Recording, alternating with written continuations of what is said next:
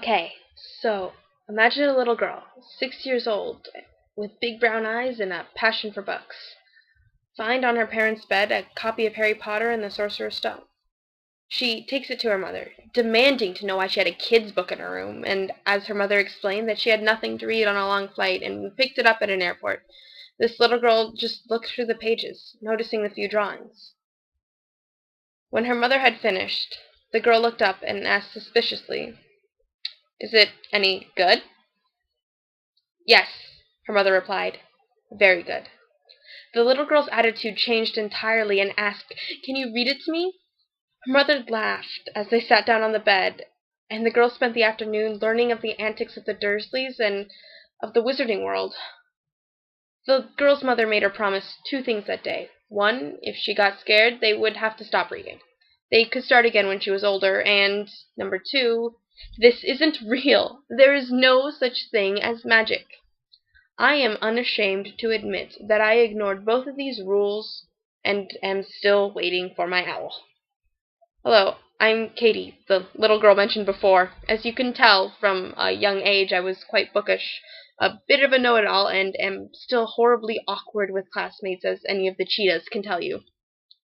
In fact, the only thing that really differs between myself and the person who portrays one of my favorite literary characters is the fact that my hair is hopelessly straight and hers is, well, hopelessly curly. I'm here today to talk about Emma Watson, winner of over 15 awards and nominated for countless others. Born on the 15th of April in 1990 in Paris, France, Miss Watson was born into the City of Lights, not knowing that 9 years later she would be cast as one of the Golden Trio. Hermione Granger. Bushy-haired and buck-toothed, Miss Granger personally gave me the courage to raise my hand in class. To this day, I have the slightly distasteful habit of shouting out answers and rolling my eyes at the wrong ones. The character gave me hope as I was growing up, that hopefully one day my teeth would be fixed, my hair would become more manageable, and maybe, just maybe, someone would ask me to dance. I always wanted these things, but it never really hit me until I watched Miss Watson grow up. Looking back, I watch how we basically grew up side by side. Miss Emma Watson has only one flaw, and that is the flaw of who she is cast as. I am of the firm belief that she is too pretty to play Hermione Granger. There is nothing wrong with this, but it is a fact.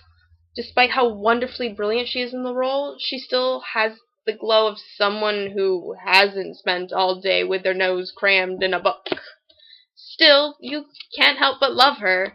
If you've ever heard an interview with her, you understand how wonderfully charming she is. She has a way of making you like her. I personally believe because she is so like her character.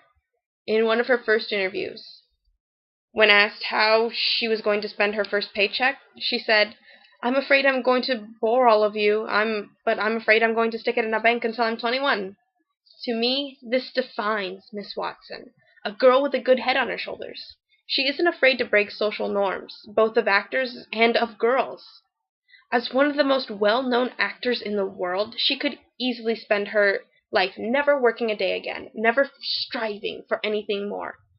But instead of sitting on her butt, Miss Watson is starring in a new movie, The Perks of Being a Wallflower, a lovely book, I recommend it, which is to be released this September. Not only is she furthering her acting career, she is also furthering her education. She is in her third year at Brown University and is currently studying abroad at Oxford. For a woman who has her life made, this is incredibly important to me. It validates so many things about my going to school. I hope that other girls see her and know that even though you've got it made, school is still important. I mean, even Emma Watson thinks so. While I could discuss endlessly about one of my favorite characters, I am afraid my time must be cut short.